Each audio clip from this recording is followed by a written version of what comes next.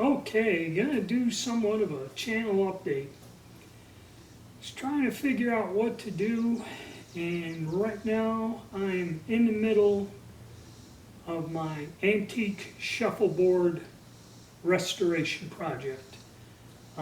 This was something I did way back in the mid-90s. I took one of these old 30-foot shuffleboard tables, reworked it, resurfaced it, got it up and running. The table was built in 1929, and the thing about these things, the older tables, standard shuffleboard table is 20 foot long. From the 1880s until the 1940s, this here was the standard, which is 30 feet long. Very few of these survived over the years because basically anything that's 30 foot long is a royal pain in the ass to deal with, okay?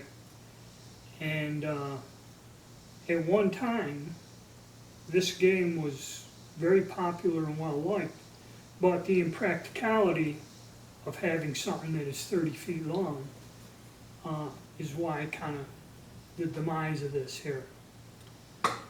So, and also today, it's been 17 years to the day since I moved from New York to North Carolina. And this was one of the things I brought down with me and has been in storage all this time. Finally, I found someone that is willing to let me put this in their place of business. And I told the individual, guess what? You let me come in here, get some people to help me set it up, and I will give it to you. Been sitting around too long, just gathering dust. So I'm going to be working on this. I was working on it all week, probably next week and a couple weeks, so I'm not going to be doing a lot with the channel. I may take some videos of me getting this thing finally built and back up and running again.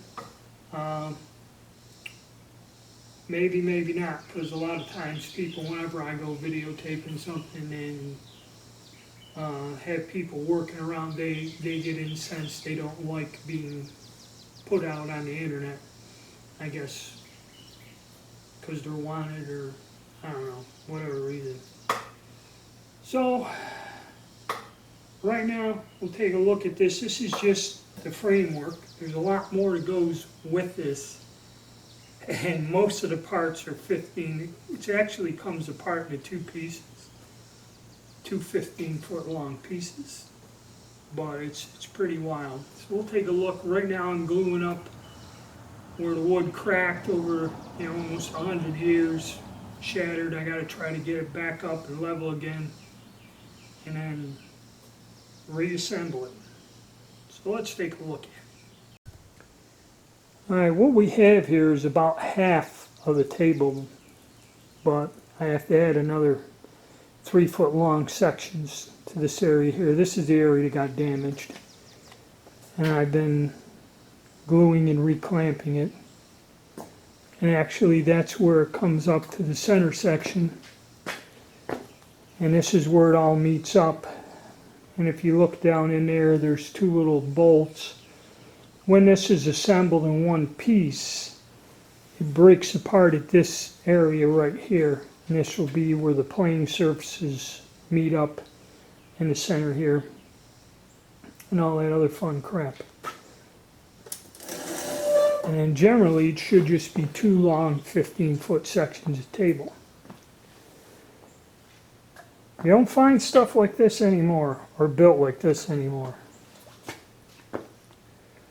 I guess this thing was made in a local lumber yard in Whitesboro, New York, which is long since closed its doors and is gone. But actually, the craftsmanship on this, pretty good.